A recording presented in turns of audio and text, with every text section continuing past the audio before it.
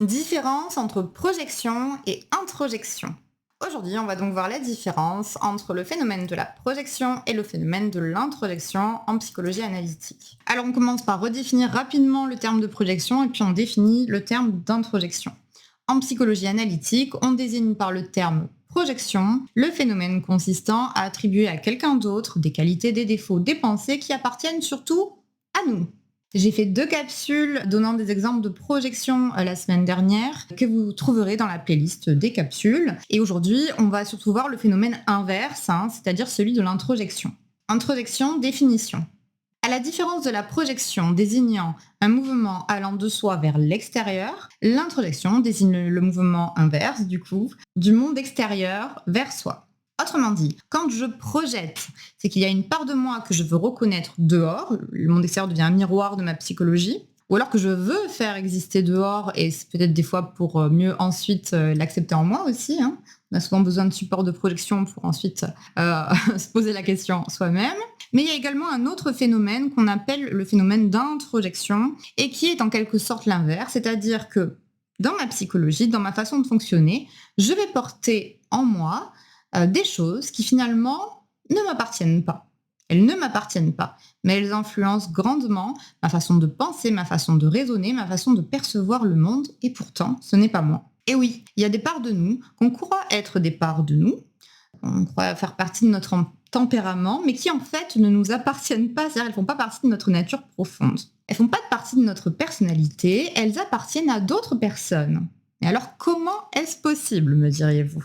Dans ce format vidéo que j'ai intitulé Les capsules et qui est une nouvelle playlist que j'ai inaugurée en 2026, on ne va pas s'attarder dans les explications, on en vient directement aux exemples. Donc je vais directement vous donner des exemples pour vous expliquer tout simplement en quoi ça consiste et vous allez comprendre tout à fait. Prenons l'exemple d'une part qui serait introjectée pendant l'éducation, par l'éducation. C'est-à-dire une part de nous qui aurait été mise à l'intérieur de notre tête pendant l'éducation. Ok ? Donc pendant notre enfance, nous sommes soumis à des éducateurs, à tout plein d'éducateurs, les parents, les grands-parents, les professeurs, etc. Ces éducateurs-là nous transmettent un cadre qui nous permet de grandir en sécurité. Mais nul n'est parfait, et aucun éducateur ne l'est non plus. Sans compter qu'il y a des éducateurs qui sont carrément néfastes. Ainsi, les éducateurs vont également être à l'origine, pas seulement du cadre, mais aussi de transmissions plus ou moins déformées que l'enfant va assimiler comme normales et qui, devenus adultes, vont devenir des limitations à son développement harmonieux, au développement harmonieux de sa personnalité. C'est-à-dire qu'il peut y avoir ce cadre qui est plutôt sain, et puis ce cadre, il y a des endroits, il y a des déformations où l'autorité a été mal posée et alors ça crée un petit peu des soucis. Donc, par exemple, nous prenons l'exemple de la mère surprotectrice. C'est un exemple très courant. Donc imaginons que j'ai une mère hyper anxieuse qui a tout le temps peur qu'il m'arrive quelque chose ou que je tombe malade. L'intention n'est pas mauvaise à la base. Le problème, c'est que l'anxiété de cette mère va m'empêcher de faire mes expériences et mes erreurs. Elle ne me laissera pas faire du vélo parce qu'elle aura peur que je tombe, puis que je me casse la jambe. Elle ne me laissera pas utiliser les plaques de cuisson parce qu'elle aura peur que je mette le feu à la maison. Donc j'apprendrai pas à cuisiner. Elle ne me laissera pas rentrer seule à pied du collège parce qu'elle aura peur qu'on me kidnappe. Donc elle me laissera pas me débrouiller tout seul dans la rue, dans un environnement autre qu'à la maison. Vous avez compris. Et ainsi, lorsque je serai devenue adulte, j'aurai du mal à prendre des risques. Parce qu'il y aura cette part-là, la part de la mère anxieuse, qui aura comme pénétré mon système psychique. Ma crainte, quand je serai adulte, j'aurai une crainte à prendre des risques, gagner mon autonomie, à tenter des choses.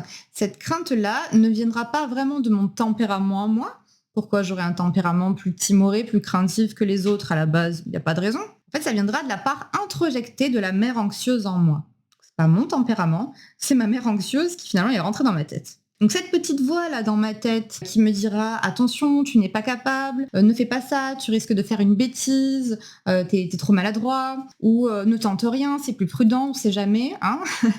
Et ça c'est finalement la voix de la mère anxieuse, on pourrait l'appeler comme ça, c'est cette part introjectée qu'on pourrait nommer la part de la mère anxieuse et qui continue à résonner en moi 20, 30, parfois 40 ans plus tard. Deuxième exemple, prenons l'exemple du beau-père violent. Je sais, je fais dans les clichés, mais c'est plus facile. Prenons un enfant qui a grandi dans une famille dysfonctionnelle, avec un parent violent.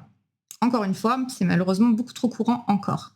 Le beau-père est violent et l'enfant se prend des coups régulièrement. Il va devenir un adulte qui peut-être aura du mal à sentir quand ses limites sont dépassées. Forcément, on n'a jamais respecté ses limites. Enfant, il n'avait aucun moyen d'empêcher le beau-père de cogner. L'adulte ne respectait pas ses limites, il ne respecte même pas sa sécurité et son intégrité d'enfant.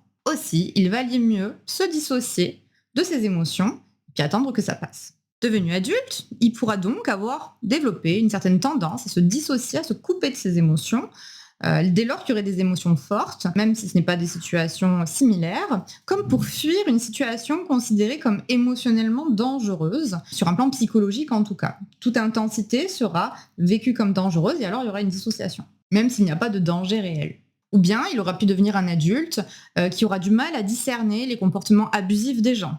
Et donc, il pourrait être tenté de faire une confiance aveugle à des personnes qui ne le méritent pas. Et au contraire, parfois, sera tenté de fuir absolument toute intimité, tout rapport de confiance, par crainte qu'il y ait une source de souffrance masquée. Donc, il pourra quand même ça osciller entre ces deux pôles. Ainsi, en thérapie, faire le lien avec l'enfant, c'est toujours important, parce que ça permet ainsi à la personne de revenir à qui elle est. Non, je ne suis pas comme ça, fondamentalement, je ne suis pas comme ça. C'est pas ma nature d'être comme ça, c'est pas moi. C'est un système de survie que j'ai mis en place parce que j'ai été contrainte par le beau-père violent, mais ce n'est pas moi. Et donc, quand il y a cette petite voix dans la tête là qui s'incruste et qui va dire que je ne mérite pas d'être heureux, que je ne mérite pas d'être aimé, que je ne mérite pas d'être remercié pour la personne que je suis, qui ne mérite pas qu'on me dise que je suis une bonne personne. Je ne suis pas une bonne personne. Pourquoi ? En fait, cette petite voix-là qui doute que je suis une bonne personne, ce n'est pas ma voix à moi. C'est la voix de ce beau-père qui me frappait. Parce que je devais forcément être un mauvais enfant, une mauvaise personne. Sinon, pourquoi est-ce que l'adulte me frappait ? Pourquoi m'aurait-il frappé si j'étais quelqu'un de bon ? Et donc, les gens qui me voient comme quelqu'un de bien se trompent forcément, je vais forcément les décevoir. Vous aurez compris, dans ce genre de cas de figure, rendre au beau-père violent ce qui lui appartient, grâce à un travail sur soi et surtout grâce à un travail en thérapie, si on peut se le permettre, va permettre à l'individu de petit à petit éloigner ce parasitage qui l'empêche de s'affirmer et de se connecter à sa vraie personnalité et surtout se désidentifier totalement à tout ce lot de peur, de crainte et de cette petite voix dans la tête qui n'est pas lui, de se désidentifier de ça. Prenons encore un exemple malheureusement très courant. On va l'appeler la prof de gym grossophobe. Imaginons maintenant une personne qui aurait été sportive de haut niveau. Elle a dû faire attention à son poids pendant toute son enfance. Pourtant, à la base, elle n'était pas maigre. Quand on regarde sa famille, ils sont plutôt costauds. Et elle a dû donc passer son enfance à se priver de reprendre du dessert pour être sûre d'être sélectionnée en compétition. Adulte, il y aura de grandes chances que cette personne développe des troubles du comportement alimentaire. La voix dans sa tête qui commentera son alimentation de façon obsessionnelle ne sera pas elle. Ce sera la part à introjecter de la prof de gym et puis de la famille qui n'auront eu de cesse de la culpabiliser de manger. Et donc maintenant, elle se culpabilisera toute seule de manger. Les troubles du comportement alimentaire génèrent chez les personnes qui en sont atteintes une grande détérioration de la confiance en soi. Ainsi, comprendre déjà que la petite voix dans leur tête qui les rabaisse systématiquement dès qu'ils mangent un carré chocolat ou dès qu'ils commencent à calculer leurs calories, c'est pas une part de leur personnalité, ça ne fait pas partie d'eux. Mais c'est une part de cet éducateur obsessionnel, de cet archétype de la prof de gym grossophobe. Donc prendre déjà conscience de ça peut aider à prendre de la distance avec cette voix et puis petit à petit aussi de se désidentifier aux pulsions qu'elle génère par frustration. C'est-à-dire on va essayer d'aller à l'encontre de cette voix et de se rebeller contre ça. Donc ça crée des pulsions qui vont à l'encontre et donc des pulsions qui vont nous amener à manger beaucoup. Et du coup, ça a pour effet de renforcer encore plus cette espèce de tyrannie intérieure. Enfin, pour terminer, on va prendre l'archétype du grand-père ambitieux. Donc, il y a plein d'archétypes dans les membres de la famille, finalement. Donc, imaginons enfin un homme qui aurait eu un grand-père qui était un grand-père bon, plutôt sain, hyper fier de son petit-fils. C'est son seul petit-fils, il a eu que des petites filles sinon. Alors, il va mettre sur lui toutes ses ambitions. Le problème, c'est que 2 générations séparent le petit-fils et le grand-père, et donc les mentalités ont changé. Qu'importe, le grand-père n'arrête pas de répéter au petit-fils qu'il sera médecin comme lui, et qu'après lui, ce sera lui le chef de la famille, son petit-fils, donc il sera médecin et chef de famille. Le petit-fils devient médecin, mais pas chef de famille. Il faudra attendre la mort du grand-père pour que le petit-fils fasse son comeback. La mort effective du grand-père aura donc également tué la part introjectée du grand-père, qui comptait sur lui pour être chef de famille. Et donc, il s'autorisera à faire son coming out. Cet exemple est un petit peu extrême peut-être, puisque l'idée n'est certainement pas d'attendre que les personnes à l'origine de nos introjections s'en aillent, mais c'est un exemple qui existe.